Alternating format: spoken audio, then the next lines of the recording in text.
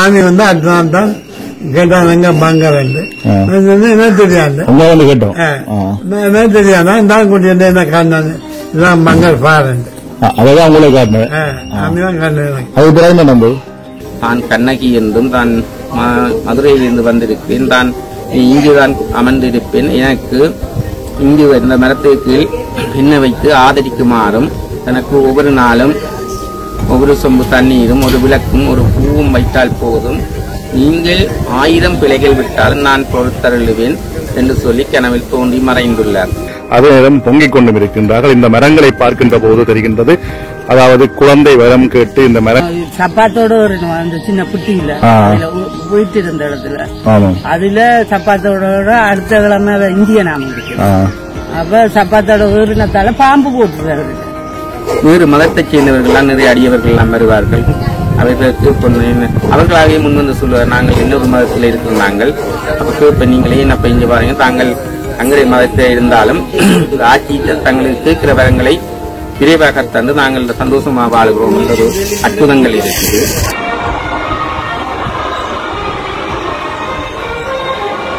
ஒவ்வொரு வள்ளியும் நடக்கும். ஐயா செய்ய நாங்கள் தொண்டு உதவிய செய்யறது, நாங்களும் கை பொங்க போகிறோம். எங்களோட தொழில் வாய்ப்புகள் துறையில் கொஞ்சம் வளர வேண்டும் என்று எத்தனையோ நேர்த்திகளை செய்திருக்கிறோம். அது நிறைவேறுது. எங்க இயக்கம் உங்களை பிடிச்சி கேட்டோம். அந்த குழந்தை எல்லா இடம் போய் சரிவதே இல்லை. சென்று கொண்டு ஒரு 8 வயது பிள்ளை அது இங்கதான் கொண்டு வந்து காட்ட நீங்க பொங்குங்கம்மாண்டா சொல்லப்பட்ட கிணறு இந்த கிணறு தான். அதாவது இந்த பகுதி என்பது இந்த கிளவி ஒன்று வந்திருக்கு. என்ன தண்ணி விடாய்க்கின்றேன் இங்க தண்ணி அந்த இல்லாது இது காடு காடா இருக்க தண்ணி அந்த இல்லாது இந்த தாவ ஒட்டியடி பாதை இருக்கு.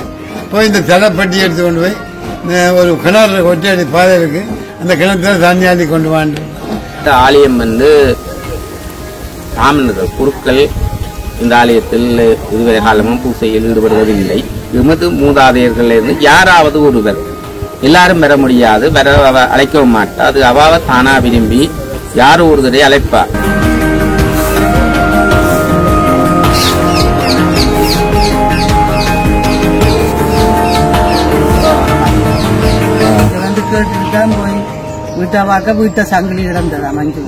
வீட்டுல 5 பவன் சங்கிலி காணாது. வணக்கம் மக்களே, மற்றொரு புத்தம் புதிய காணொலியூடாக உங்களை சந்திக்கின்ற இந்த காணொலியை தயார் செய்வதற்காக நான் இப்போது யாழ்ப்பாணம் நவாலி பகுதிக்கு வந்திருக்கின்றேன். அதிலும் குறிப்பாக நான் வந்திருக்கக்கூடிய இந்த இடம் யாழ்ப்பாணம் நவாலி கலையோடை அம்மன் ஆலய பகுதி. இந்த கலையோடை அம்மன் ஆலயம் என்பது இந்த பகுதியிலே மிகவும் புகழ்பெற்ற ஒரு ஆலயமாக இருக்கின்றது. அது மட்டுமல்லாமல் இந்த ஆலயத்துக்கு வந்து வேண்டுபவர்கள் எவராக இருந்தாலும் அந்த அவர்களுடைய வேண்டுகோள் அனைத்தும் நிறைவேறுவதாக இங்கே அனைவரும் சொல்லிக் கொள்கின்றார்கள். நான் வந்திருக்கக்கூடிய இன்றைய நாள் ஒரு வெள்ளிக்கிழமையாக இருக்கின்றது. இந்த ஆலயத்திலே என்னென்ன விடயங்கள் இருக்கின்றன என்பதையும் இந்த ஆலயம் சம்பந்தமான விடயங்களையும் இந்த காணொலியூடாக நான் உங்களுக்கு காட்சிப்படுத்த இருக்கின்றேன். எனவே நண்பர்களே, இந்த காணொலியோடு தொடர்ந்து இணைந்திருங்கள்.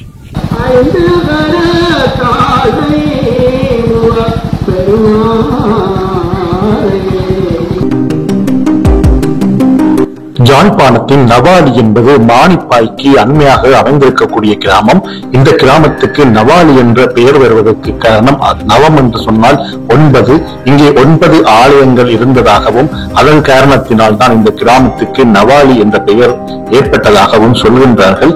இப்போது நான் வந்திருக்கக்கூடிய இந்த ஆலயத்தின் பெயர் கலை ஓடை அம்மன் ஆலயம். அதாவது கலை என்ற சொல் இந்த ஆலயத்தின் பெயரிலே பிரதானமாக விளங்குகின்றது. அதாவது அம்பிகை, அதாவது கண்ணகி அம்பிகையானவள் இந்தியாவிலிருந்து மதுரையை எரித்துவிட்டு வருகின்ற வேளையிலே தனது தாகத்தை தணித்த இடம் என்ற காரணத்தினால் தான் இந்த பகுதிக்கு கலை ஓடை என்ற பெயர் வந்ததாக சொல்கின்றார்கள்.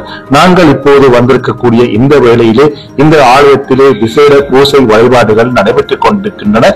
அன்னதானத்துக்கான ஏற்பாடுகளும் நடைபெற்றுக் கொண்டிருக்கின்றன. இந்த ஆலய சூழலிலே பல ஆலயங்கள் காணப்படுகின்றது. இப்போது எனக்கு முன்னால் தெரியும் அந்த சிறிய ஆலயம் வைரவர் ஆலயமாக காணப்படுகின்றது. அது மட்டுமன்று இந்த பகுதியிலே சிவன் ஆலயம், முருகன் ஆலயம், விநாயகர் ஆலயம், அது மட்டுமின்றி இந்த பகுதிக்கு மகுடம் சேர்க்கக்கூடிய வகையிலே வயல்வெளியின் நடுவிலே அமைந்திருக்கக்கூடிய பெட்டி அம்மன் கோயில், அதாவது பெட்டியில் இருக்கக்கூடிய அம்மன் ஆலயம் என்பன இந்த கலையோடை அம்மன் ஆலயத்தை சூழ அமைந்திருக்கின்றது. இந்த கிராமத்துக்கும் இந்த பகுதிக்கும் ஒரு சிறப்பாக அமைந்திருக்கின்றது. நாங்கள் இப்போது இந்த ஆலய சூழலை பார்வையிட்டு கேட்டுக்கொண்டு இங்கு உள்ளவர்களோடு பேசி பார்க்க போகின்றோம். அது மட்டுமல்லாமல் இந்த ஆலயத்துக்கு பின்புறமாக வயல்வெளிகளின் நடுவிலே ஒரு பெட்டியிலே அம்மன் ஆலயம் அமைந்திருக்கின்றது. அந்த பகுதியில்தான் அம்பிகையானவள், அதாவது மதுரையை எரித்துவிட்டு கண்ணகியானவள் வந்து இளைப்பாறி சென்றதாகவும் அந்த பகுதியில்தான் அந்த அற்புதங்கள் நிகழ்ந்ததாகவும் இங்கே உள்ளவர்கள் சொல்லிக் கொள்கின்றார்கள். இப்போது இந்த ஆலய சூழலை நாங்கள் முழுமையாக பார்க்க இருக்கின்றோம். இயற்கை அழகு கொஞ்சி விளையாடும் ஒரு பகுதியாக இந்த பகுதி இருக்கின்றது. எப்பேற்பட்ட கோடை காலத்திலும் இந்த பகுதிக்கு வந்தால் சூடு என்பது தெரியவே தெரியாது. அத்தனை குளிர்ச்சியான இடமாகவும் இந்த இடம் இருப்பதை இங்கே வந்த பிறகு அவதானிக்கக்கூடிய மாதிரி இருக்கின்றது. நாங்கள் இப்போது இந்த ஆலயத்தை சுற்றி வரப் போகின்றோம். இந்த ஆலயம் அமைந்திருக்கக்கூடிய பகுதியை விட ஏனைய பகுதிகள் காடு போன்ற அமைப்போடு காணப்படுகின்றது. அதாவது காட்டு தெய்வங்கள் சக்தி வாய்ந்த தெய்வங்களாக இருக்கின்றன என்ற ஒரு கருத்தையும் நான் இங்கே வருகின்ற போது ஒரு பெரியவர் ஒருவர் சொல்லிக் கொண்டார். இந்த ஆலயத்தின் சிறப்புகளுக்கெல்லாம் சிறப்பு சேர்க்கின்ற வகையிலே இங்கே ஒரு கிணறு காணப்படுகின்றது. அதன் கிணறுடைய வரலாற்றை இங்குள்ளவர்கள் மூலமாக நாங்கள் தெரிந்து கொள்ளலாம். அதாவது அம்பிகையானவள் தனது தாகத்தை தணிப்பதற்காக தனது ஊன்றுகோலினால் அந்த கிணறை உருவாக்கி தனது தாகத்தை தீர்த்து கொண்டதாக கதைகள் கூறுகின்றன. அந்த விடயங்களை பார்வையிட்டவாறு இந்த ஆலய சூழலை முழுமையாக நாங்கள் கண்டு தரிசித்தவாறு இதற்கு பின்புறமாக இருக்கக்கூடிய அந்த பெட்டி அம்மன் ஆலயத்தை நோக்கி நாங்கள் பயணிக்க போகின்றோம். சரி நண்பர்களே, இப்போது இந்த ஆலய பகுதியை நாங்கள் முழுமையாக கண்டு தரிசிக்கலாம்.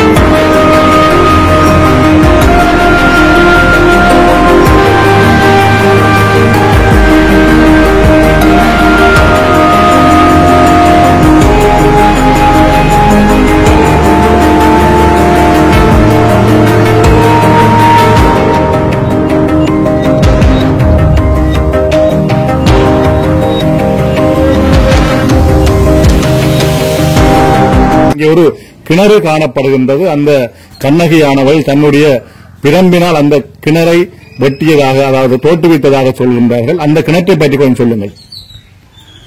பிட்டியில வந்து இருந்தாப்பதான் எங்களை போல மக்கள் மாடு ஆடு மேய்ச்சி கொண்டு இருக்க கேட்டுக்குவாங்க. இந்த ஒரு கிளவி கொண்டு வந்திருக்கு, என்ன தண்ணி விடாய்க்கின்றேன். இங்க தண்ணி அந்த இல்லாது, இது காடு காடா இருக்க தண்ணி அந்த இல்லாது. என்ன தான் ஒற்றடி பாதை இருக்கு. போய் இந்த தலைப்பட்டி எடுத்து கொண்டு போய் ஒரு கிணறு ஒற்றடி பாதை இருக்கு, அந்த கிணத்துல தண்ணி ஆண்டி கொண்டு வாண்டு. அப்ப தண்ணி ஆண்டி கொண்டு போய் கொடுத்துட்டு குடிச்சிட்டு சொன்னா எந்த சதையை பார்த்துட்டு சதையை பார்த்தா எல்லா இடம் கண், எல்லா இடம் கண்ணா இருக்கத்தான் தண்ணி ஆதரிக்கணும். அப்படி ஒரு பூவும் தண்ணியும் ஒரு விளக்கும் ஒரு கஞ்சியும் வச்சா காண இருந்தவன். அந்த கிணறு இப்பவும் இருக்குதா இங்க? ஓ, இந்த அம்மன் வருத்தம் வந்தாங்க, காய்ச்சல் வந்தாங்க. இங்க இருந்து வெளிநாடுல அந்த தண்ணி வெளிநாடுல இந்த தண்ணி போறது. அதாவது அந்த கண்ணகி தோற்றுவித்த கிணற்றின் நீர் வந்து இங்க இருந்து வெளிநாடுக்கு வரைக்கும் போறது. அதாவது வந்து இங்க எடுத்து சென்று அந்த போத்துல அனுப்புவாங்க. எந்த நெருப்பு காய்ச்சல் என்னன்னு இந்த அம்மன் வந்தானே அந்த தண்ணி கொஞ்சம் அந்த ரத்தம் நீங்கும். எப்பேற்பட்ட நோயா இருந்தாலும் அந்த தண்ணியில வந்து குடிக்கணுமா? குடிச்சா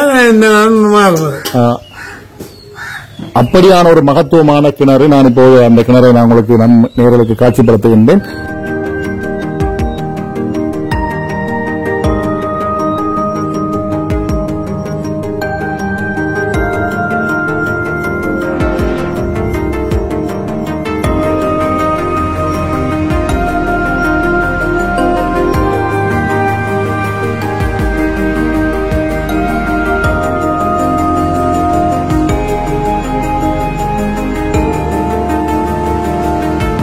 இந்த கண்ணகியானவள் மதுரையை எரித்துவிட்டு இங்கே வந்து இந்த பகுதியில் தான் தனது பிரம்பால், அதாவது தனது கையில் கொண்டு வந்த ஊன்றுகோலால் இந்த பகுதியில் தான் அழுத்தி கிணறை உருவாக்கி தண்ணீர் தாகத்தை தீர்த்ததாக சொல்லப்பட்ட கிணறு இந்த கிணறு தான்.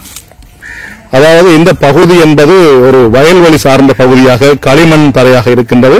இருப்பினும் இந்த கிணற்று அமைப்பை பார்க்கின்ற போது ஒரு பாறைகள் நிறைந்த ஒரு பகுதியாக இருக்கின்றது. அதாவது மேலே ஒரு சிறிய வட்டமாக இருக்கின்றது. உள்ளே போகும்போது இந்த கிணறு வந்து அகலமாக இருக்கின்றது. பாறைகளை கொண்ட ஒரு கிணறாக இருக்கின்றது. இந்த கிணற்றுக்கு அருகிலே ஒரு அம்மா ஒருவர் நிற்கின்றார். அவரை கேட்கலாம். வணக்கம் அம்மா. வணக்கம். நீங்க இந்த பகுதியை சேர்ந்தவா? நாங்க அம்மன் கோயில் பக்கத்துல இருக்கிறீங்க. ஒரு நாளும் வருவீங்களா கும்பிட? அம்மலாஜி என்னது இது கும்பிடுறோம். அவதான் எங்களுக்கு குலதெய்வம். இந்த அம்மாலாஜி தான் உங்களுக்கு குலதெய்வம். உங்களுக்கு இந்த ஆலயத்தில் நடந்த ஒரு சில அற்புதங்களை பற்றி சொல்லுங்க. இதால வந்து இந்த வில்லோண்டினவா அம்மலாஜி அது வரலாறு. உங்களுக்கு தனிப்பட்ட ரீதியா இந்த ஆலயத்துல வந்து நீங்கள் வைத்த நேர்த்திகள், அதாவது என்னென்ன அற்புதங்கள் உங்களுக்கு தனிப்பட்ட வாழ்க்கையில் நடந்தது? எங்களுக்கு நேர்த்தி வச்சா எல்லாம் நிறைவேற்றுறது. அம்மலாஜி எல்லாம் தருவா. நாங்கள் தான் நம்பி இருக்கிறோம். நல்ல புதுமையான தெய்வம். அதாவது நவாலி பகுதியில் மட்டுமில்லாது வேற இடங்களுமே ஆக்கள் வந்து கும்பிடுறத பார்த்தோம். நிறைய இடத்தை ஆக்கள் வந்து நேர்த்தி கடன் செய்து வந்து எல்லாம் தங்களோட நிறைவு செய்வினாங்க. இன்றைக்கும் ஒரு ஆக்கள் வந்து சங்கிலி 5 பவுன காணையிலேயா வீட்டுல இங்க வந்து கேட்டுட்டு தான் போய் வீட்டை பார்க்க வீட்டை சங்கிலி கிடந்ததாம் 5 பவுன். அதாவது வீட்டுல 5 பவுன் சங்கிலி காணாம இங்க வந்து கும்பிட்டு போவோம். அந்த சங்கிலி வீட்டை இருக்குது. கேட்கின்ற போது ஒரு புல்லரிக்கக்கூடிய ஒரு விடயமாக இருக்கின்றது. புதுமையான தெய்வம். என்ன ஒரு குழந்தை 10 ரூபா குத்திய விழுங்கி போட்டு அந்த குழந்தை தெய்வம் எல்லா இடம் போய் சரிவதே இல்லை. ரெண்டு வந்து ஒரு 8 வயது பிள்ளை. அதை இங்கதான் கொண்டு வந்து காட்ட நீங்க வந்து பொங்குங்கம்மாண்டா அந்த பிள்ளைக்கு வயிற்றால போக அடுத்த நாள் வந்து பொங்குங்க. இது இப்போ 1 வருஷம் இருக்கு. இது தவிர வேற வேற கேட்கும் போதே புல்லரிக்கின்றது.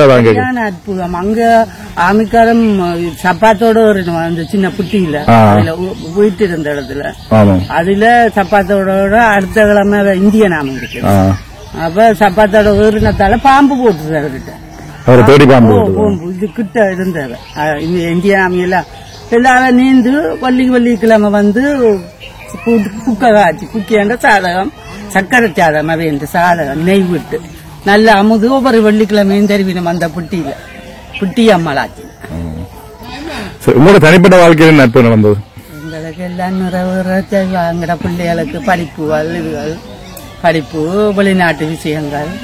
இவ்வாறான ஒரு அற்புதம் நிறைந்த ஆலயத்திலே கிட்டத்தட்ட ஒரு 20 வருடங்களுக்கு முன்பாக ஒரு சம்பவம் நடந்ததாக நான் கேள்விப்பட்டிருந்தேன். அதாவது இந்த ஆலயத்துக்கு பின்பாக இருக்கக்கூடிய அந்த காட்டிலே ஒரு பெரிய பங்கர் இருப்பதாகவும் அதற்குள்ளே நிறைய பொருட்கள் இருப்பதாகவும் வந்து இங்கே தேடியதாகவும் பெரிய பாதுகாப்புகளை பலப்படுத்தி தேடியதாகவும் அறிந்து கொண்டேன். அதை பற்றி கொஞ்சம் சொல்லுங்க. அந்த பங்கருக்கு மேல நாவக்கப்பும் புரிஞ்சிருந்தது. அதாவது அங்க பங்கர் இருந்ததா? பங்கர் இருந்தது. அந்த பங்கருக்கு மேல நாவக்கப்பும் முடிக்க நாங்க குடியப்பட்ட போறோம். இங்க வந்து இங்க உள்ள மஞ்சள் கேட்டவொன்னு நானும் ஒவ்வொன்று சொன்னேன். அதாவது அந்த பங்கருக்கு மேல ஒரு நாவக்கப்பு முடிஞ்சிருந்தது. அந்த நாவக்குள்ளே உடைக்கிறது வந்து உங்களை கேட்டிருக்கு. அதுக்கு பிறகு நடந்தது அந்த நாவக்கப்பு பற்றி பங்கர் இருந்தது. அதுக்கு பிறகு தெரியும் பங்கர். பணத்தையும் காசையும் அந்த பெட்டு யாருன்னு சொல்லிடாது எடுத்து போட்டு போய் ஆமிக்காரருக்கு இருக்கணும்.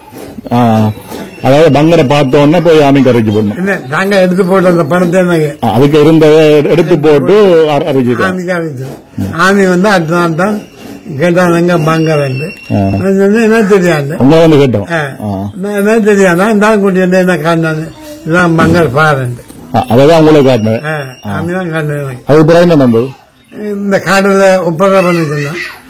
காடுல மற்றவன் ஒரு நாளைக்கு 40 பேர் 50 பேர் வேலை செய்வது. வேலை செய்வது கேட்க நான் 3 தான் வெட்ட வேண்டாம் காரன். அதாவது வெட்ட சொல்லி வெட்ட வேண்டாம். ஆமிக்காரன் ஒரு நாள் முத்தவரை கொஞ்சம் இருக்க விட்டோம். ஏன் எங்க இயக்க வேண்டும் உங்களை பிடிச்சி கேட்டோம். வாங்க ஐயா. அதாவது அந்த பங்கர் பிரச்சனையில உங்களை ஒரு நாள் கூட அப்ப எந்திரிச்சு வருது எங்க நான் வந்து கழிச்சு வந்து கேட்டாங்க எங்க எந்திரிச்சு வந்து அப்ப கூட்டினவங்க வச்சிருந்தாங்க இதுல இருந்து விட்டேன் திருவண்ணாமலை காட் பண்ணி கொண்டு கண்ணுக்கு வந்து பழனியிலிருந்து ஒரு பெரிய குமாண்டர் உண்டு. இந்த ஆலயத்தின் அற்புதத்தை கேட்டுட்டு அதாவது இந்த ஆலயத்துல சாமியால இந்த பூசாரிக்கும் இந்த ஆலயத்துக்கும் ஒரு விதமான இது இருக்க அடங்கி. அதாவது அங்க உள்ள பெரியவரை வந்து சொல்லி இருக்கிறார் கீழே உள்ள ஆளுக்கு இந்த ஆலய ஐயாவுக்கு வந்து ஒரு பிரச்சனையும் கொடுக்க கூடாது. ஐயா அந்த மேல உள்ள கோயில பெட்டி கோயில ஒரு ஐயா சொன்னார் இங்க வந்து சைவ சமயத்தவர்கள் மட்டும் இல்லாமல் வேற மதத்தை சேர்ந்தவர்கள் வர்றார்கள். அப்ப உங்களுக்கு சம்பந்தமான ஏதாவது சம்பவம் நடந்திருக்கு? அவ்வாறு வந்து உங்களோட தொடர்பு கொண்டு ஏதாவது நேர்த்திகளை நிறைவேற்றி சம்பவம் நடந்திருக்கா? இங்க ஒரு பெரிய துன்பங்கள் வந்து கொண்டு கேட்க சொன்னா நீ எந்த நேரம் மௌனமா இருக்கும். யார் சொன்னது? ஆமா நேரடியா நான் கண்டு காட்டுறேன். ஆமிய குமாண்டர் வந்து தனக்கு 7 வயசுல பிள்ளை இருந்தார். அவர் வந்து விட்டு கும்பிட்டார். நம்மளுடைய ஒரு சிங்களம் தெரிஞ்ச பையன் தான். நான் இந்த அம்மனை கேட்ட என்ன செய்ய போறான்னு அவர் சொன்னா அவனுக்கு கொடுக்க வேண்டியது நான் கொடுக்குறேன் என்று அவனுக்கு கொஞ்சம் வந்து கும்பிட்ட உடனே பிள்ளை வருவான்.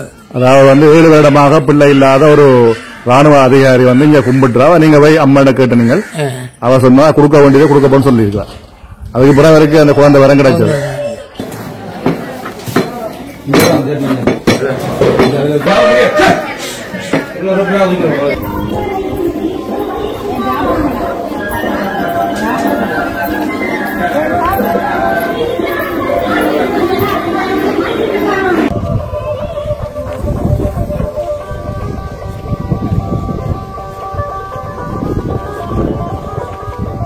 வெள்ளிக்கிழமை அல்லது செவ்வாய்க்கிழமை என்று சொன்னால் இந்த ஆலயங்களிலே பூஜை வழிபாடுகளுக்கு குறை இருக்காது. அதே நேரம் அன்னதானம் மற்றும் பொங்கல்களுக்கும் குறை இருக்காது. நான் இங்கே வருகின்ற வேளையிலே பொங்கிக் கொண்டிருக்கின்றார்கள். அதை கூட நான் இங்கே வந்து பார்க்கக்கூடிய மாதிரி இருக்கின்றது. இப்போது நான் உங்களை உள்ளே அழைத்துச் செல்லப் போகின்றேன். அதாவது அந்த பெட்டியிலே இருக்கக்கூடிய ஆலயத்தின் மேலே உங்களை அழைத்துச் செல்ல இருக்கின்றேன். இங்கிருந்து பார்க்கின்ற போது இந்த படிக்கட்டுகளின் வழியாகத்தான் மேலே செல்ல வேண்டும். இந்த படிக்கட்டுகளின் வழியாக நான் உங்களை மேலே அழைத்து சென்று கொண்டிருக்கின்றேன்.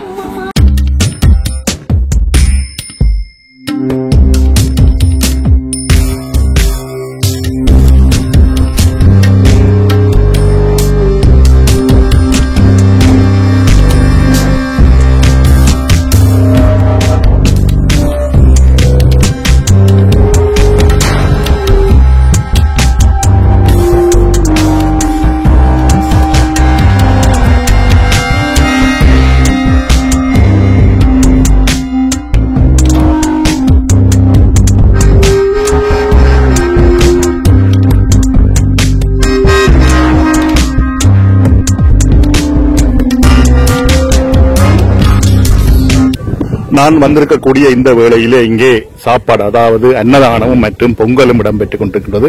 அதாவது அன்னதானத்துக்குரிய ஏற்பாடுகள் இடம்பெற்றுக் கொண்டிருக்கின்றது. அதே நேரம் பொங்கிக் கொண்டும் இருக்கின்றார்கள். இந்த மரங்களை பார்க்கின்ற போது தெரிகின்றது, அதாவது குழந்தை வரம் கேட்டு இந்த மரங்களில் வந்து தொட்டில்களை கூட கட்டியிருக்கின்றார்கள். இதுதான் பெட்டியில் இருக்கக்கூடிய அந்த ஆலயத்தை நான் கீழிருந்து பார்க்கின்ற போது இவ்வாறு தான் அழகாக காட்சி தரும்.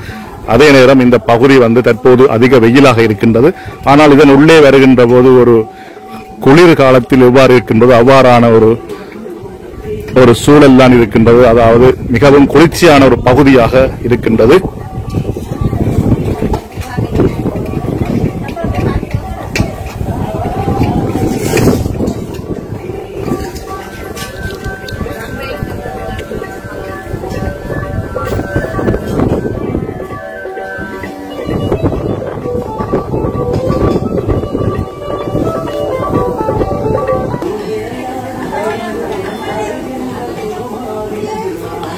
நான் ஏற்கனவே குறிப்பிட்டதின்படி இந்த ஆலயம் வயல்வெளிகளுக்கு நடுவிலே இருக்கின்றது. இப்போது இந்த பாதையூடாக இறங்கி பார்க்கலாம். இதற்கு பின்னே இருக்கக்கூடிய வயல்வெளிகள் எவ்வாறு இருக்கின்றது என்பதை பார்க்கலாம்.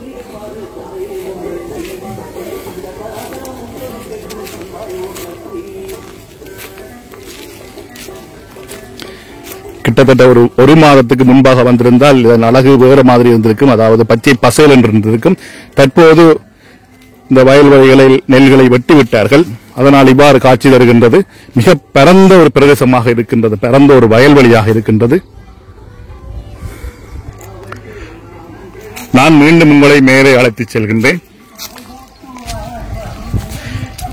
இந்த ஆலயத்தின் மிக சிறப்பான விடயம் மிக மிக மூலிகை குணங்கள் பொருந்திய மரங்கள் இங்கே காணப்படுகின்றது.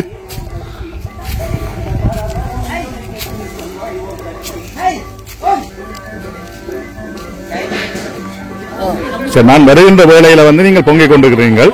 எனக்கு அதுல சரியான விசுவாசம் நம்பிக்கை கூடிய அளவு இருக்கு. உங்களோட இடம் சொந்த இடம் இது நவாலி தானா? நீங்க அடிக்கடி வந்து கும்பிடுறீங்களா கோயில்ல? தொண்டுகள் செய்யறேன், கும்பிடுறேன், எல்லாம் செய்யறது. இங்க சமையல் ஆகிய உதவிகள் செய்து கொடுக்கிறது. அப்ப இந்த என்ன விசேஷம்? பொங்கல் பூசைகள் அதாவது அன்னதானம் எல்லாம் இருக்கு. என்ன வெள்ளிக்கிழமை ஏதாவது நேர்த்திகளை வச்சு ஒவ்வொரு வெள்ளியும் நடக்கும். ஐயா செய்ய நாங்கள் வந்து தொண்டுகள் உதவியை செய்யறது. நாங்களும் கை பொங்க போகிறோம். ஒவ்வொரு வெள்ளியும் அன்னதானம் நடக்கிறது. பருவம் அமாவாசை அதுகளுக்கு வேறு ஆக்களுக்கு பிள்ளை கல்யாணம் இல்லாத ஆக்களுக்கு கல்யாணம் அதுகளெல்லாம் நிறைய செய்வின மக்கள் வந்து தூர இருந்தும் வர்றவன்.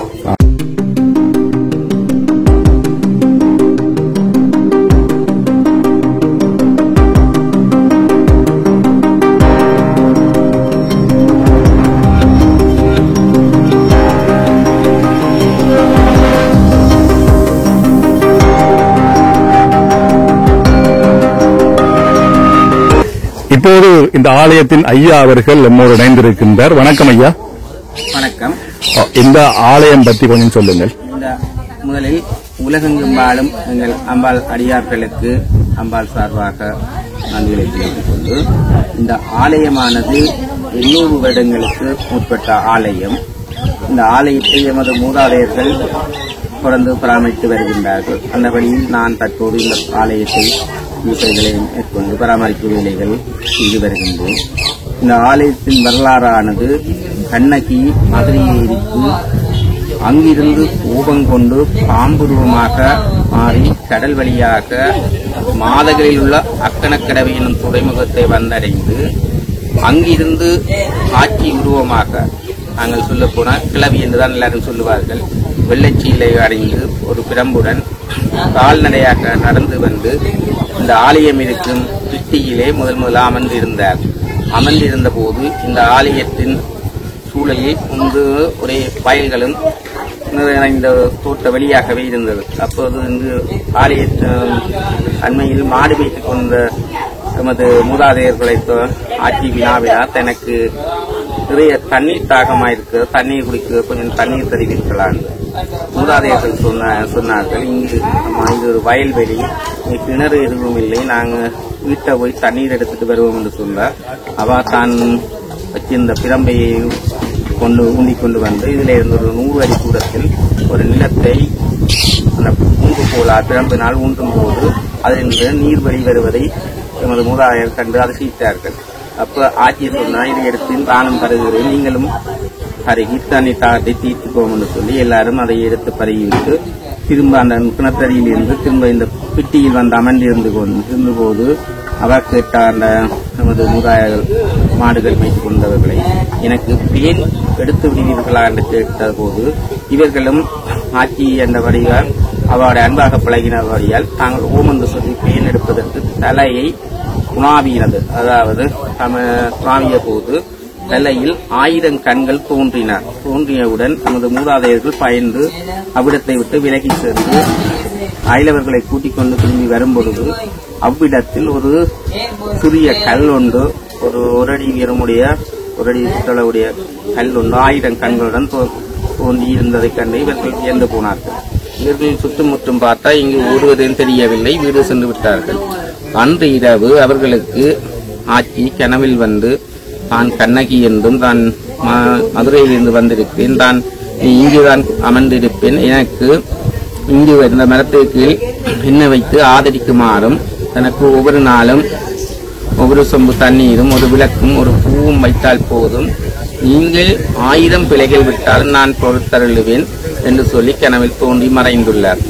மறுநாள் தொடக்கம் அன்று வரை இந்த கல்லை மட்டும் இந்த மரத்தடியில் வைத்து எமது மூதாதையர்கள் கண்ணகி என்று சொல்லி, கண்ணகி என்று மட்டுமில்லை ஆட்சி என்றுதான் எல்லாரும் சொல்லுவார்கள், ஆட்சியை வழிபட்டு வருகின்றார்கள். காலப்போக்கில் கொஞ்சம் கொஞ்சமாக இந்த ஆலயம் ஓரளவு பெருசாக மாற்றியமைக்கப்பட்டுள்ளோம். இந்த ஆலயம் ஒரு பெட்டியில் இருக்கு, அதுக்கு என்ன காரணம்? இது இயற்கையாக முந்தைய பிட்டியாகத்தான் இருந்தது. பிறகு அந்த பிட்டியில தான் நவா வந்து அந்த மரத்தில் பெரிய ஒரு மரம் இருந்தது, இப்ப அழிவடைந்துள்ளது. அந்த மரத்துக்கு தான் களைப்பாறை இருந்தபடியே அதை நாங்கள் எல்லாரும் செல்லமாக இங்கே வாழ்வர்கள் அயல் உள்ளவர்கள்லாம் பிட்டியம்மன் என்றுதான் அழைப்பார்கள். பிட்டியம்மன் செல்லமாக அழைத்து அப்ப அந்த பிறக்க முந்து வரையும் அங்க இந்த ஆலயத்தை இந்த ஆலயத்துல வந்து பூசை வழிபாடுகள் எவ்வாறு நடக்கின்றது? இந்த ஆலயம் வந்து ராமனது குருக்கள் இந்த ஆலயத்தில் இதுவரை காலமும் பூசையில் ஈடுபடுவதில்லை. எமது மூதாதையர்கள் இருந்து யாராவது ஒருவர், எல்லாரும் வர முடியாது, வர அழைக்கவும் மாட்டா, அது அவாவ தானா விரும்பி யாரோ ஒருவரை அழைத்து அவர்கள் தொடர்ந்து பூசை மேற்கொள்வார்கள். அவர்கள் சிலது விலகி வேறு இடங்களுக்கு சென்றால் அதுக்கு பதிலாக இன்னொருவரை அவ அழைப்பா. நாங்களா நியமித்தது இந்த நாங்கள் அறிந்தவரை வரலாறு இல்லை. அவாவே தானாகவே அழைத்து வந்து அழைப்பா. தினமும் நித்திய பூசை காலமை 7 மணிக்கு நடக்கும். இப்ப 3 வருடங்களாக ஒவ்வொரு வெள்ளிக்கிழமை மாதத்தில் வருகின்ற ஒவ்வொரு வெள்ளி, பௌர்ணமி, அமாவாசை தினங்களில் அபிஷேகம், பஜனை, அன்னதானம், பூசைகள் 11:30 அபிஷேகமும் 12 மணிக்கு பூசையும் அதே நேரப்படி தொடர்ந்து நடைபெற்றுக் கொண்டு வருகின்றன. அதே மாதிரி இன்றைக்கு வெள்ளிக்கிழமையும் பூசைகள் நடைபெறுவதற்கான ஆயத்தங்கள் நடைபெற்றுக் கொண்டிருக்கின்றன. 11 மணி அளவில் பஜனைகள் நடைபெறும், 11:30 அபிஷேகம் நடைபெறும். அதைத் தொடர்ந்து 12 மணிக்கு பூசை நடைபெறும். பூசை முடிந்த பின்பு மகேஸ்வர பூசை நடைபெறும். நிறைய அடியவர்கள் தூர இடங்களில் எல்லாம் வருவார்கள். இந்த வெள்ளிக்கிழமையில விசேடமாக வெளியிடங்களிலிருந்து நிறைய அடியவர்கள் வந்து தமது நேர்த்திக்கடன்களை நிவர்த்தி செய்வார்கள். வரும் அடியவர்கள் எல்லாரும் சொல்லுவார்கள், நாங்கள் ஆட்சியிட்ட என்ன வரம் வேண்டி வருகிறோமோ அதை விரைவாக தங்களுக்கு தந்து விடுவார்கள் என்ற நம்பிக்கையில் பல நேர்த்திக்கடன்களை செய்திருப்பார்கள்.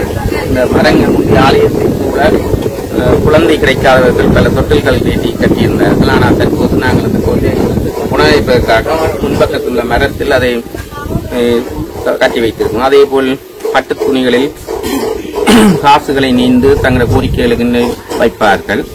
அப்படி யாருமே திரும்பி வரும் பொழுது சந்தோஷத்துடன் வருவார்கள். தாங்கள் கேட்ட வரம் இதுவரையும் ஆட்சி இல்லை என்றதில்லை என்று சொல்லுவார்கள். இதை விட குறிப்பாக வேறு மதத்தைச் சேர்ந்தவர்கள் நிறைய அடியவர்கள் எல்லாம் வருவார்கள்.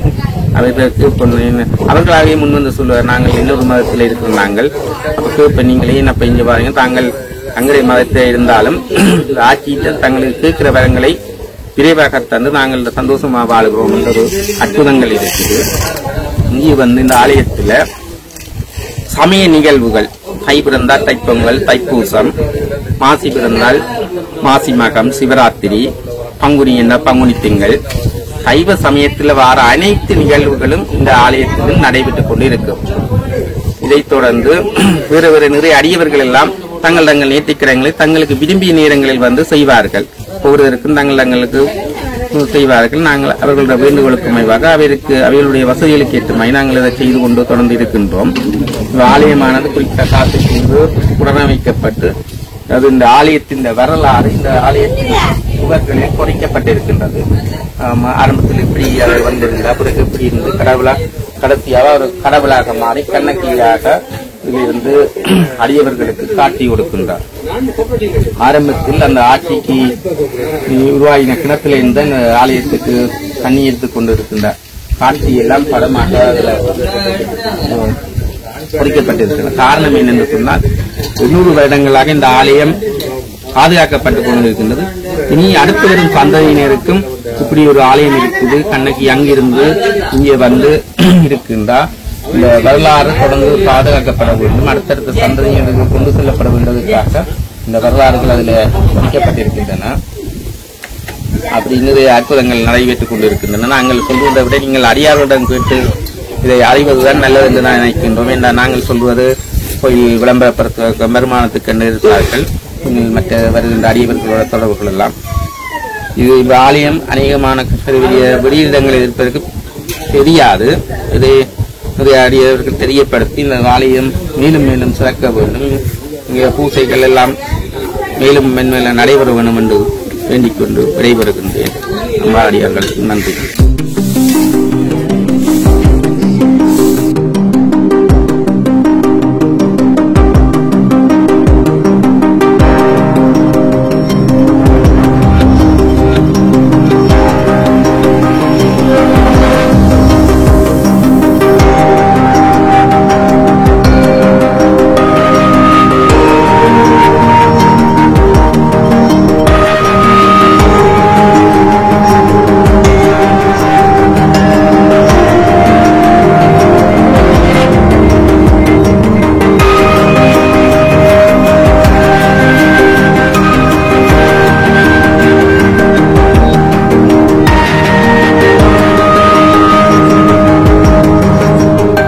வணக்கம். வணக்கம். இந்த கலையோடம் உங்களை சந்திக்க கிடைத்தது. நீங்க எங்க இருந்து வாரீங்க? நான் ஆனைக்கோட்டை சாவல்கட்டில இருந்து வாரேன். எவ்வளவு காலமா இந்த கோயிலுக்கு வாரீங்க? நான் ஃபேமிலி இந்த கோயிலுக்கு வந்து கிட்டத்தட்ட 20 வருஷத்துக்கு மேலே ஆகுது. 20 வருஷத்துக்கு கூடுமே குறையாது. 20 ஆண்டுக்கு மேலாக கோயிலுக்கு வாரீங்க. அதாவது ஒவ்வொரு வெள்ளிக்கிழமை வருவீங்களோ? ஒவ்வொரு வெள்ளி வாரம் செவ்வாயம் வாரம். மற்ற என்ன சொன்னா இந்த கோயில் ஒரு அற்புதம். உங்க இடத்துல இருந்து இந்த ஆலயத்துக்கான தூரத்துல வந்து கோயில் இருக்குது. நீங்க இந்த கோயிலுக்கு தொடர்ந்து வர்றதுக்கு என்ன காரணம்? இந்த காரணம் என்று சொன்னால் எங்களுக்கு வந்து அம்மன் என்ற ஒரு தெய்வம் ஒன்று பக்தி என்று சொல்லி அது அம்மன்ல கூடுதலான விருப்பம். அதுல வந்து என்னன்னு சொன்னால் எங்களுக்கு அந்த நாங்க செய்கிற நேர்த்திகள் எல்லாம் இப்ப நாங்க என்ன நேர்த்தியை செய்தாலும் அது உடனடியாக நடக்கும். அதாவது நீங்க ஒரு வேண்டுதலை வச்சா வேண்டுதலை வச்சா எங்களுக்கு அந்த காலராவது உடனடியாக நிறைவேறுது. அதுக்காக இந்த அம்மாவுடைய நாங்கள் எப்பவும் இந்த தரிசனம் செய்யணும் என்று எங்களுக்கு ஒரு விருப்பம். சரி, கேட்கலாமா தெரியல. அண்மையில என்ன நேர்த்தி வச்சிருக்கீங்க? அது கிடைச்சுதா? அம்மன் நேர்த்தி நான் மிச்ச நேர்த்தி வந்து அண்மையில அதாவது கிட்டடியில என்ன நேர்த்தி வச்சிருக்கீங்க? நேர்த்தி வச்சு எனக்கு எல்லாம் வந்து எனக்கு குழந்தைகள் கிடைக்க வேணும். மற்றது இந்த குழந்தைகள்ட்ட நேர்த்திகள் எல்லாம் இங்கே செய்ய வேணும். அப்படி ஒரு வேலை செய்தலாம். மற்றது நாங்கள் எங்களுடைய தொழில் வாய்ப்புகள் துறையில் கொஞ்சம் வளர வேண்டும் என்று எத்தனையோ நேர்த்திகளை செய்திருக்கிறோம். அது நிறைவேறுது.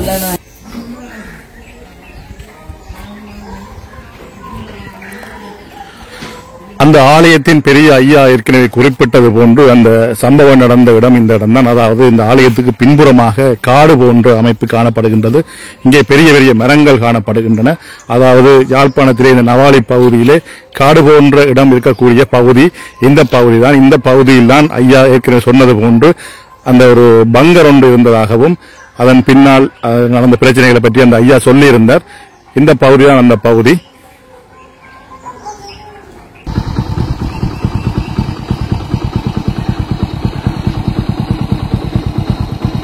நான் இப்போது ஆனைக்கோட்டையிலிருந்து வட்டுக்கோட்டை செல்லக்கூடிய இந்த பிரதான வீதியில் நின்று கொண்டிருக்கின்றேன். இந்த இடம்தான் கலையோலை அம்மன் ஆலயம் இருக்கின்றது. இங்கிருந்து பார்க்கின்ற போது அந்த ஆலயத்தின் முகப்பு பகுதியை காணக்கூடியதாக இருக்கின்றது.